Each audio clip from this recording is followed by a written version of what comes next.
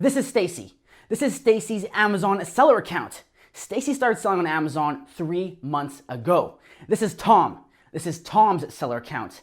Tom started selling on Amazon 3 months ago. So why is Stacy in the green while Tom is in the red? The only difference is the product that they chose to sell. You see, the entire Amazon FBA game is dependent on product selection. If you do it well, you'll win, and if you do it wrong, you'll lose. It's that simple. So how do you make sure that you end up on the winning side and not on the losing side? You avoid these 5 mistakes. I'm in the jungle. I'm in the Amazon. I'm in the jungle. I'm in the Amazon. What's up, Empire Builders? JT Franco here, the no bullshit Amazon seller. If you're new to my channel and you're the kind of person that wants to learn about Amazon FBA and not about Lamborghinis, then you've come to the right place. And if you're already an Empire Builder, welcome back. Hopefully your empire is going strong. And if it's not, send me a message on my Instagram at jt.franco and I'll be sure to help you out. So let's cut right to the chase, okay? The top 5 deadly product research mistakes that I see every day. Now I'm doing these ones because they are the most common, they're very easy to fall into, so make sure you watch through to number 5 because even making one of these mistakes could totally torpedo your business and you'll end up like Tom and not like Stacy. You don't want to be a Tom, all right? So number 1, I see this all the time because new sellers, people that just find out about Amazon FBA, they got all jacked up. They got super excited like, yo, dude, I just saw this guy on YouTube. He has a freaking Lamborghini and he showed me how to find a $50,000 product per month in like 3 minutes. So I'm gonna go out, boom, start the timer, 60 seconds, 120 seconds, 180 seconds, $50,000 product, right? That's the thought process. That's the real life thought process.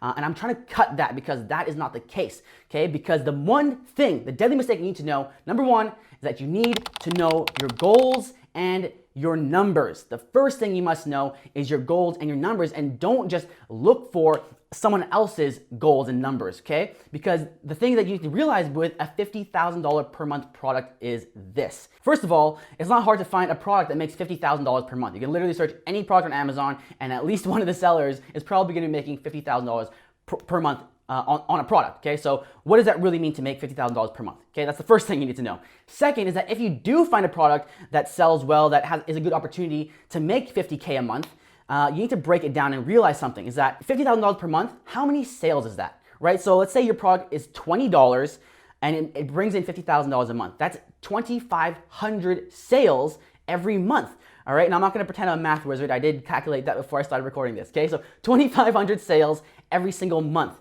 That's great. Now, what's the problem there? Let's say that product, to manufacture that product, it costs you $4, right? $4 to manufacture, you sell it for 20 bucks, great. Now, where's the problem there? The problem is at $4 a unit, for you to sell 2,500 a month, you're gonna need at least to spend $10,000 to make 2,500 units. Right, so the thing that most people don't realize about these products that are making, $50,000, $100,000, $1 million a month is that you need a lot of capital to even get to that level. Okay, so what you need to know, the first mistake is that you need to break down your goals. What do you have to invest so that you can take those numbers and those metrics and then form your own criteria, right? Form your own vision of what kind of product you need to win on Amazon, because it's not one size fits all, right? Some people will have these, these higher risk, higher reward products where they're able to invest more money. Maybe that's something you're gonna do down the line, but there's nothing wrong with starting smaller and building up, because what's a product that makes you $1,000 a month? Maybe that doesn't seem super exciting. Maybe, you need $5,000 a month to replace your current job income. But all of a sudden you have a product that makes you $1,000 a month profit. I'm talking profit, right? And then you add another one, you add, you have 5 of those, and now you have 5 products bringing you in $5,000 a month, as opposed to looking and headhunting a single product that can bring you $10,000, $15,000, $20,000, $30,000 every single month. So please narrow down your goals, narrow down your numbers so that you can, as you go and validate a product, and if you don't know how to validate products, by the way, click that card right over there.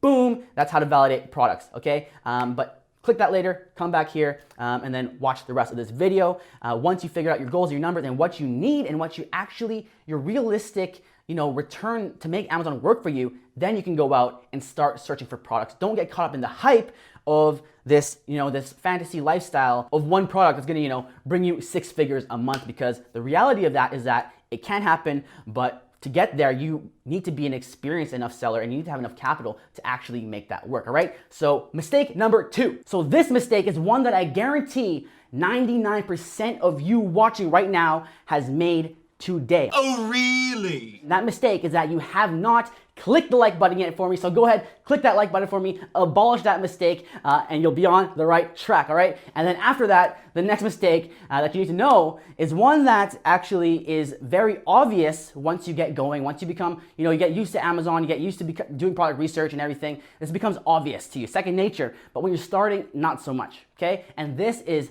not knowing your actual broadest keyword for your product, not using the right keyword when you're searching for your product and when you're getting these numbers, okay? And it makes a big difference. Now, literally every day I'll get screenshots, whether it's my free Facebook group, if it's my Instagram, on my Facebook Messenger, whatever it is, it's gonna be a screenshot of like viral launch, right? Or Jungle Scout drop down. And what they're gonna do, they're gonna blur out the product, they're gonna blur out the category, and they're gonna say, hey JT, check this product out, what do you think? These are the sales, these are the revenue, the reviews, is this a good product, okay? And I'm always gonna say I have no idea because I don't know what this screenshot is actually of. Because there's a big difference between, searching pen versus dry erase pen versus red dry erase pen versus, I don't know, whatever the keyword is can be very different. Dry erase marker, dry erase something, whatever it is, it makes a big difference, right? And I'll show you a quick example here of this certificate frame. Okay, you look up certificate frame and you'll see these products. So you search certificate frame into Amazon and you click, say, viral launch or the Jungle Scout drop down, okay? And you're gonna see this, the numbers, and you're gonna see an opportunity score here of 4, okay? Now, look at the product. Now search instead diploma frame. Click that same drop down and you're gonna see totally different numbers. Now, which one do you use? You use the one that is the broadest, that has the most searches, that is the most relevant to your product. And how do you find that out? You're gonna find that out by using a tool like the Viral Launch Keyword Research tool. If you buy the Viral Launch suite for, it's like $73, if you use my discount code, you have the whole suite, you have the Viral Launch drop down, you have the Keyword Research tool, your product discovery, everything. And what you're gonna do is you're gonna search. So you would say, if you're doing certificate frame, you search that into the Viral Launch Keyword Search tool, and it's gonna show you the actual largest search volume, the one with the highest priority score, and the one that's most relevant to your product. And that is the one that you're gonna be basing your research off of. Because if you launch a product based on the third or the fourth keyword, then you're really doing yourself a disservice, because maybe the main keyword is super competitive, or this fourth keyword is not competitive, and it looked like a decent market, but all the people are actually going to the main keyword. All right, so that is mistake number 2. Actually, that was mistake number 3. Remember, the like button, okay? Mistake number 4 now. Now, this one is something that's very easy to fall into, and I know because I fell into it myself. So when I was starting out selling on Amazon, my very first product that I found it within like a few weeks of starting. Just like I said with mistake 1, I got caught up in this hype and this super excited, and I just like wanted to find a product really quickly and launch it. And what happened was I found the first thing, right? I was looking for products, I was doing product research, I found one thing, I'm like, holy smokes, the numbers on the surface look good, and it looks super exciting. I want to sell this product. I can totally see it doing well. I'm already envisioning the money coming to my bank account, just freaking raining bills. I'm already looking for my next car, and then all of a sudden, I launched it and it didn't do well. And what happened was I got so attached to this product because of the first thing that I saw, that I had it was tunnel vision. I had those horse goggle things, the things that horse wears on their face to see only straight, right? I had that tunnel vision and I got caught in it. So mistake number 3 is do not have an emotional attachment to a product, okay? Because they don't have any emotions back to you. Okay, it's all about the numbers, it's all about the stats, the facts, and the data. Because once you get caught up in this emotional attachment, you become blind to some of the things that can go wrong. And what happened with me was that I found this product and I didn't do my due diligence, and what happened was it was actually a seasonal product for the season that we were in, and it was something I totally would have caught and I totally would have seen if I wasn't so emotionally attached and so riled up and so excited about just the prospect of selling a product on Amazon. So please, I see this so many times when it's like someone will bring me a product, like, hey, look at this, I'm super passionate about it, and that's where it gets scary when someone says, I'm passionate about this niche. That's a good thing, but that shouldn't be what you're leading with. If you're leading with that, that means that you probably should take a step back, look at it from a bird's eye view, get a bigger perspective, and then reevaluate. Because if it's something that you really love, it's easy to get attached to it, and it's easy to be blinded by the potential negatives that could end up losing you money, which would happen to me. And I lost like $1,200 on that product, okay? Not the biggest hit, but a hit nonetheless. And that was my first personal Amazon FBA product research mistake. So what I want to do right now is something fun, okay? Go to the comments and type the comment Amazon FBA product research in there, and you'll be entered to win a super secret fun prize that I'll announce in a later video. So put that down there in the comments, and my mistake might just turn into your win. So this one ties in a little bit with emotional attachment, and this one is one where it can really suck a lot, because at this point, you've spent money, your product is in, and you're already excited, you're ready to sell your product, and then boom, something happens. And this happens because you did not fully understand your product, or you did not look at the worst case scenario of your product, because everything that you do on Amazon, everything ever, something can go wrong, right? And if you're just looking at the bright side and not thinking about what could go wrong, then you're really setting yourself up to just be blindsided. So what I mean by this is that maybe you launch a product, right? And like I said in my last one, you didn't realize it was seasonal. You didn't do your due diligence. Maybe your product arrives on Amazon, and then you realize it's trademarked, it's patented, something out of your control. Now, those are things that are more obvious, things that you would think to look for. But what if your product that you're selling, you didn't realize has a common defect, right? Throughout all the sellers, throughout all the competitors of this product, there's a common malfunction or a defect, and you didn't get that fixed with your manufacturer, right? That is something that's going to destroy you, because now this product going out, getting sold, and you're getting negative reviews. People are returning your product because it's breaking, and it's destroying your entire listing, it's destroying your brand, and you actually could get taken down if you have enough returns. Too many returns, then you could get roasted by Amazon, okay? So make sure that when you're looking at your product, you think about what can go wrong. Look at the negative reviews. Maybe there's something that you can get fixed. And this is something that goes along with, more technical products, so more, electronics with little pieces, and every little area where something can go wrong, or especially if you're selling like a topical product, something that goes on your skin, on your face, something that people are ingesting, right? These are the things where you need to really look at what do you need to do, what are the checks and the balances, what are the restrictions, what are everything that you have to get done to make sure this is going to run smoothly and properly, even if it costs you more money, even if it costs you more time. Again, this is not something you want to rush, and we'll talk about that later a bit, but this is not something you want to rush. You want to make sure you're doing your due diligence, because once that money is spent, you have $7,000 spent, $3,000 spent, and you have so many units in the Amazon warehouse, it's too late. All right, so make sure you're doing this beforehand so you're not shooting yourself in the foot.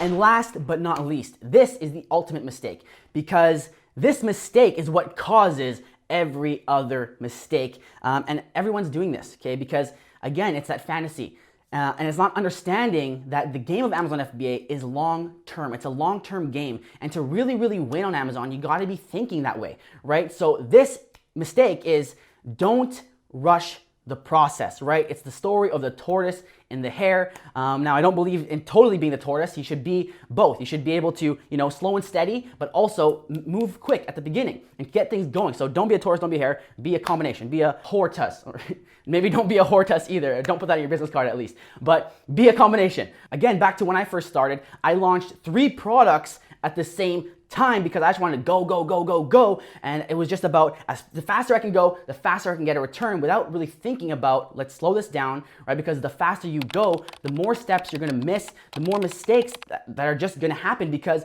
you are not actually really thinking things through. I didn't think through my branding, I didn't think through my product, like I said in the last mistake, right? Not actually looking at everything that could go wrong, and I just wanted everything to be fast and quick, and what happened was, it cost me. So I just want to let you know, in this world of, everything on e-commerce is happening quick, and people are becoming success stories in 3 months, like Stacy, right? And everything is just like, it looks like it's in your face and everyone's doing so well. You got to understand that there's a lot of steps in the process. Amazon FBA is really a huge scope, right? There's a huge amount of things to do and to understand and to learn and to practice to actually get things right. So don't be discouraged, even if your first product doesn't turn out well, right? Maybe you don't make these mistakes, but for whatever reason, it's not turning out the way you expected. It's still part of the process.